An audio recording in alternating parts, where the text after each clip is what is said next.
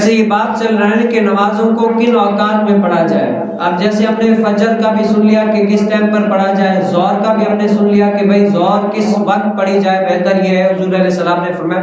اسی طریقے سے عصر نماز کس وقت پڑھی جائے, حضور علیہ السلام نے کیا فرمایا کہ بھائی عصر کا بہترین وقت کون سا ہے, کس ٹائم پر عصر نماز پڑھو گے تو بہتر سے بہترین تمہارے لیے وہ وقت ہے.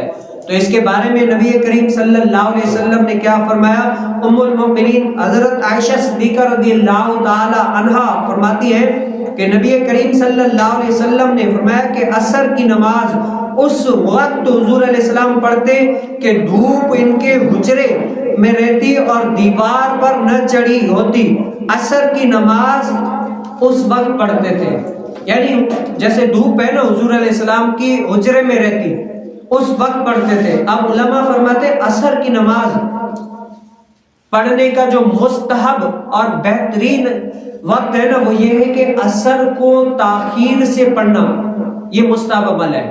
مکروہ اوقات سے پہلے یعنی مکروہ وقت یہ نہ آ جائے کہ بھئی جب سورج بالکل اندر چلا جائے اور اس سے 20 منٹ پہلے جو بندہ پڑھتے ہیں, یہ کہ مکروہ اوقات کے شروع ہونے سے پہلے عصر میں جتنی تاخیر کی جائے یہ مستحب عمل ہے, لیکن مکروہ اوقات سے پہلے.